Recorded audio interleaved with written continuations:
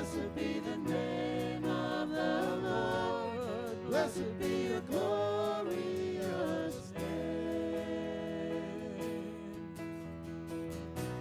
Blessed be your name. The sun shining down on me when the world's all as it should be.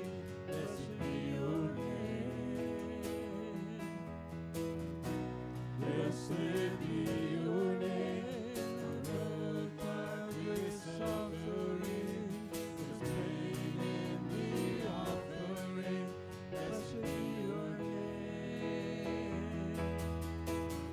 Every blessing you pour out, I'll turn back to praise. When the darkness closes in, Lord, still I will say, blessed be the name of the Lord. Blessed be your name.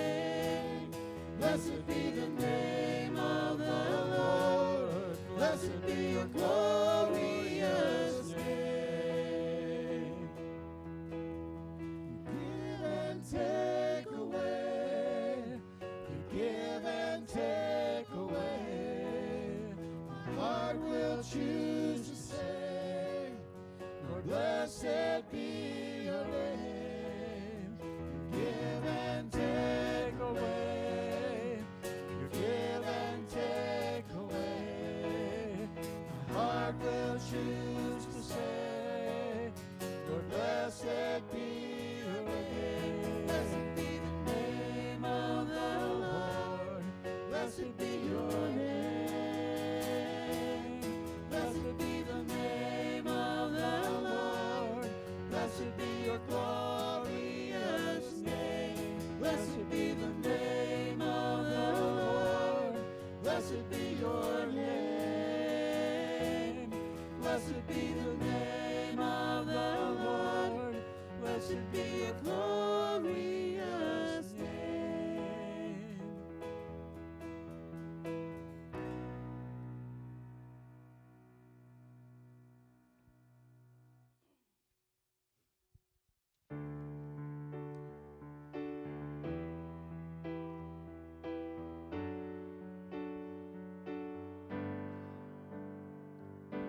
He became sin who knew no sin, that we might become his righteousness. He humbled himself and carried the cross. Love so amazing, love so amazing. Jesus Messiah, name above all names, blessed Redeemer, Emmanuel, the rescue for sinners, the ransom from heaven, Jesus Messiah, Lord of all. His body the bread, his blood the wine, broken and poured out, all for love. The whole earth trembled and the veil was torn. Love so amazing, love so amazing. Jesus Messiah, name above all names, blessed Redeemer, Emmanuel, a rescue for sinners, the ransom from heaven, Jesus Messiah, Lord of all.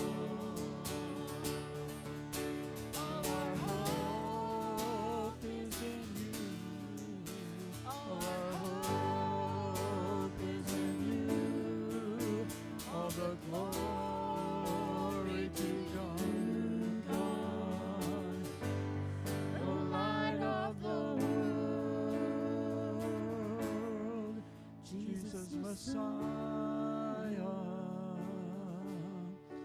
name above all names, blessed Redeemer, Emmanuel,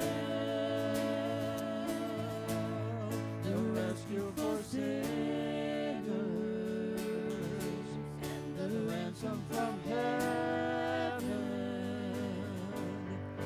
Jesus Messiah, Lord of all, Jesus Messiah, Lord of all, Lord of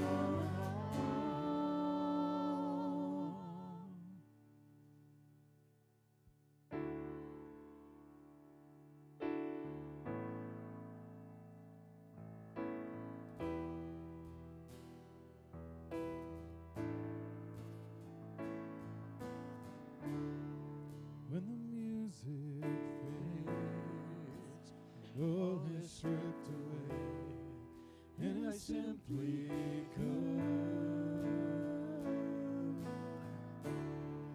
longing just to bring something that's of worth that will bless your heart. I'll bring you more than a song, for a song in itself is not what you have required.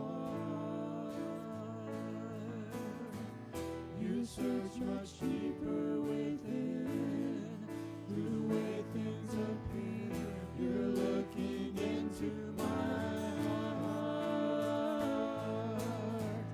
I'm coming back to the heart of worship, and it's all about you.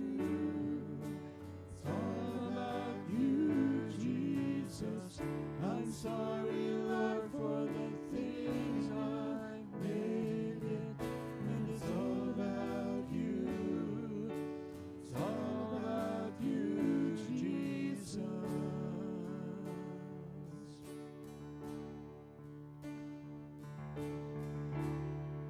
King of endless worth, no one could express how much you deserve.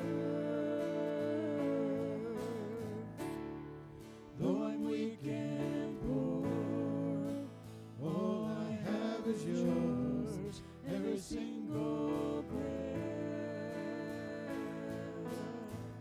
I'll bring you more than a song, for a song in itself is not what you have required. You search much deeper within, through the way things appear. You're looking into my heart.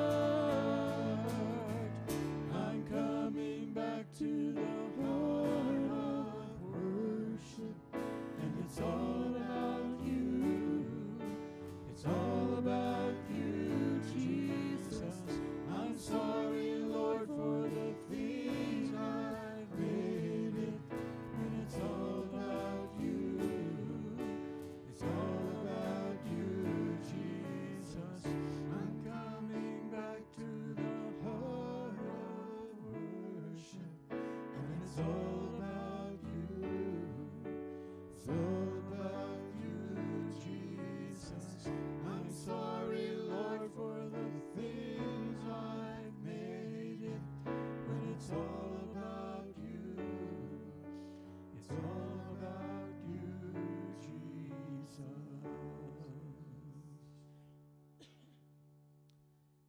Heavenly Father, we do come here every Sunday just to worship you.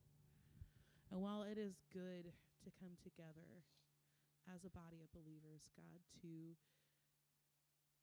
fellowship and to be together, God, our main purpose for coming is to worship you, God, and to glorify your name because you are worthy of it. God, we thank you so much. We love you. We thank you for the salvation that you freely give us, God. God, we also pray as we get into your word, God, that the words that come out of Drew's mouth, God, would not be his own but yours. God, and if anything does come out that wasn't from you, God, I pray, God, that it would fall away. Let our hearts be changed. We love you in Jesus' name. Amen. You may be seated.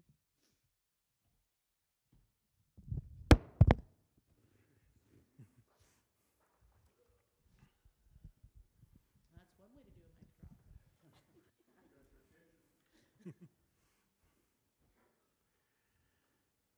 Have you guys ever had people in your life that maybe you guys don't always see eye to eye, but working together actually pushes both of you guys to be better together than you would be separately?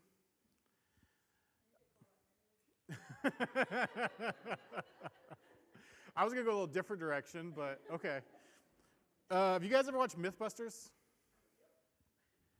So the two kind of main people in Mythbusters are Adam and Jamie. And you would never have known this, I think, watching the show, but after the show was done, Adam came out a couple times. It came out later and talked about him and Jamie's relationship. And you kind of get the sense watching the show that they probably are actually kind of close. They like each other. But Adam admitted that there was probably not ever one time that the two of them just by themselves ever went out and actually had lunch or had gotten food, just the two of them together. They didn't have that kind of relationship. In fact, they problem solved in different ways, and as you kind of see, there are definitely times in the show where that does come up and there's drama, and Adam thinks it should be one way and Jamie thinks it should be another. And Adam later would talk about those times and talk about how, yes, they may disagree on how to come to a solution, but when because they both respected each other, because they both looked at each other and understood that both of them were trying to do what was best and come to the best solution, and because that mutual respect, they ultimately could come up with a solution that was better than either one of them could come up with on their own, and that's why they worked so well together, even though on a personal level they didn't really, I wouldn't say they hated each other, they just weren't like friends. But as work associates, they worked really, really well together. That's why I think Mythbusters was so popular for so long. It's not just because of what the show represented and this idea of kind of looking at these funny myths and stuff and blowing stuff up all the time. I think it's ultimately because of their relationship and the way that they worked together that made it better than what it could have been otherwise. We're going to talk about disagreements a little bit today. We've talked a lot about unity in the book of Philippians because Paul talks a lot about unity. And we're getting to the end. Chapter 4 is where we're going to read today is kind of this like wrap up. And you know, like when like you're writing a letter, or maybe if you're writing a paper and like that last paragraph was like I'm combining all the thoughts that I just said previously into kind of one thing right here. That's kind of what Paul's doing here. Now we're not done yet. He's going to have some like little like PS things, postscript things after this that he wants to talk about that maybe weren't fully pertained in the letter. But here he really kind of wants to summarize everything that he said. And so we're just going to jump in, Philippians chapter 4, verses 1 through 3. It says, "Therefore, my brothers and sisters, you whom I love and long for, my joy and crown, stand firm in the Lord in this way, dear friends. I plead," I'm going to get these names wrong. Hold on. I plead with Evovia, and I plead with Suntihe. Yeah, they don't look like anything the way they're spelled.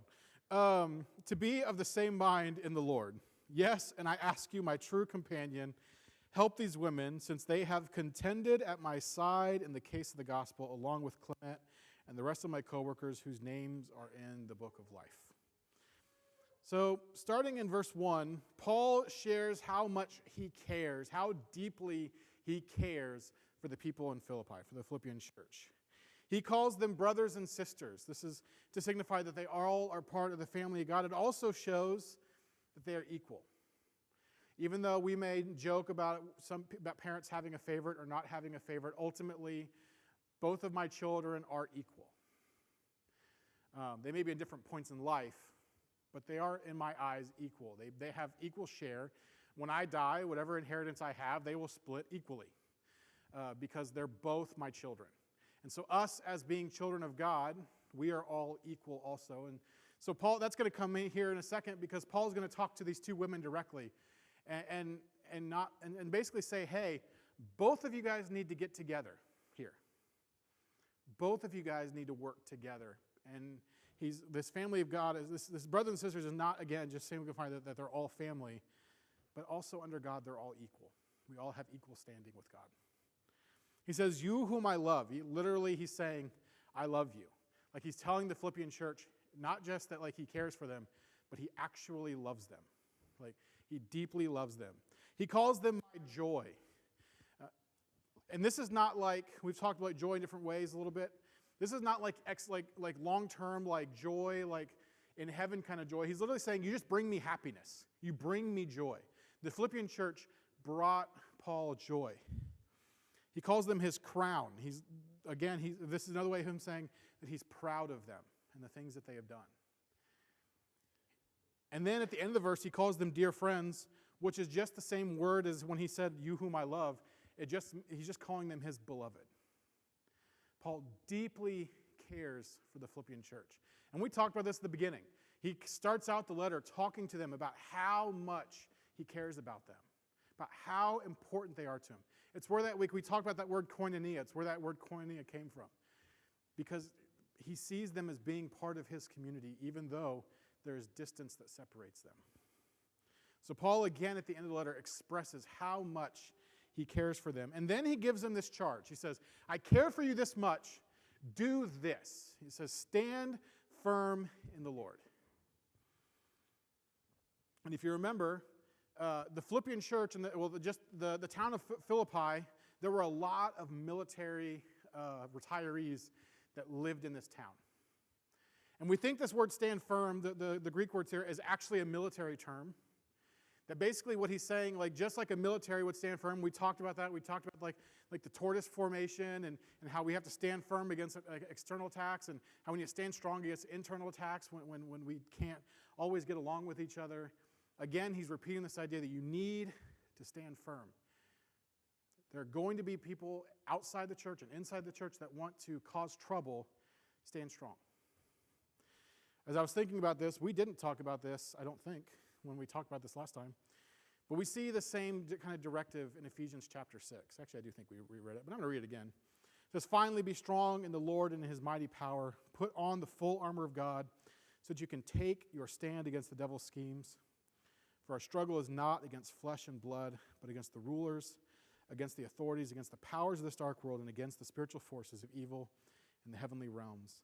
Therefore, put on the full armor of God so that when the day of evil comes, you may be able to stand your ground. And after you've done everything, to stand. I want to make one more point.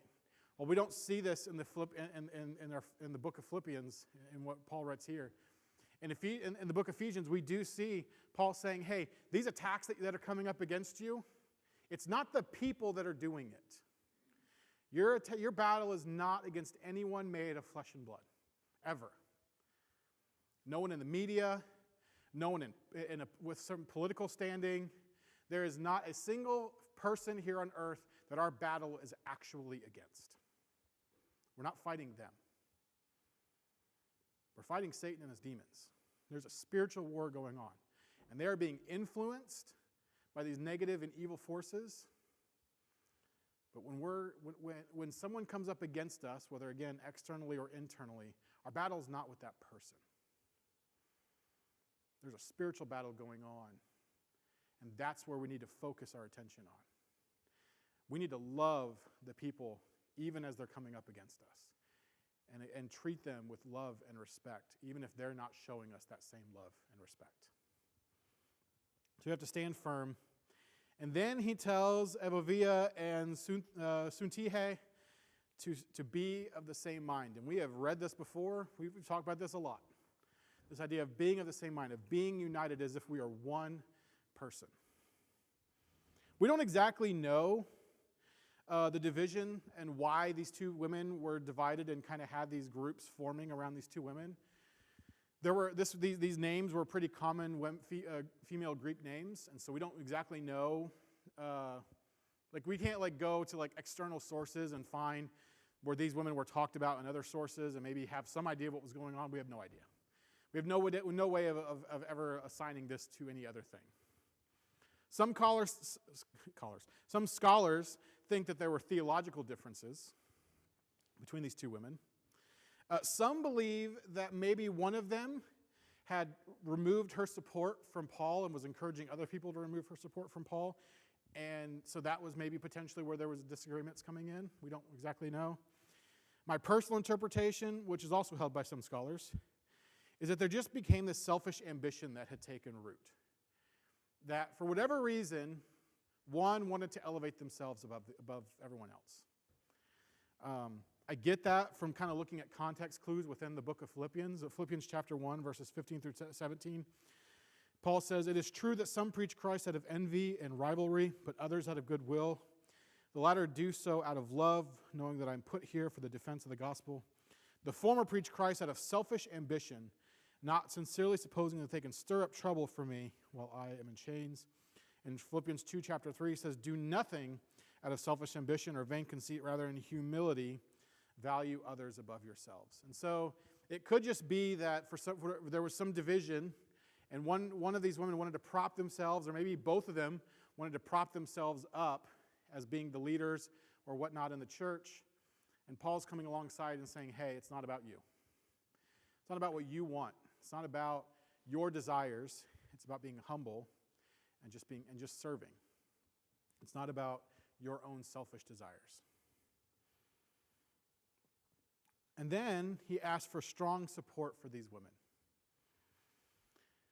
He says in verse 3, he says, "Yes, and I ask you, my true companion, help these women, since they have contended at my side in the cause of the gospel." We don't exactly know who this true companion is. I think most people interpret this as being Timothy. Timothy was one of the closest people to Paul. And so we think that maybe he's charging Timothy with, like, when you get over there, it's your job to not just support one over the other, but to support both equally. And actually, in the verse 2, he says, "I plead with," the E one. We're just going to go with that. "And I plead with the S one." He's pleading with them both equally. He's not propping one up over the other. And so we think he's telling Timothy, hey, when you get there, you need to support both of them so that we can come back together as one group. This help is a strong sense of physical action. It means to seize, to grasp, to apprehend, to catch, to take hold together. This verb is actually the same verb used in reference to arresting Jesus and arresting Peter.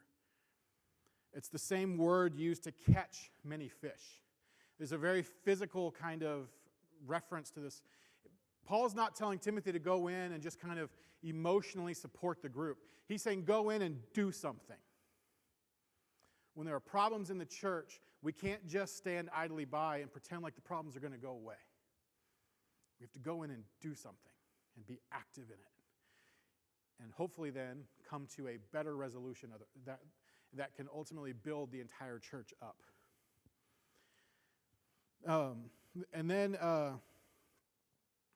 it says that these women contended with Paul. And this doesn't mean contend with Paul like they fought with him. It means they struggled with Paul. They fought alongside him for the sake of the gospel. These women have value, and Paul knows that. They're leaders in the church for a reason. And he wants the church to come back together in humility, that the church can prosper, ultimately be in a more prosperous position because they both come together and work together instead of working against each other. And ultimately, I think one of the main themes that Paul is presenting in the book of Philippians through all of this is that ultimately we are stronger together. There's going to be fights, there's going to be struggles, there's going to be times where we have one desire and another group has another desire, and we have to come together and find a way to unify even amongst our differences. But just like Mythbusters grew as a show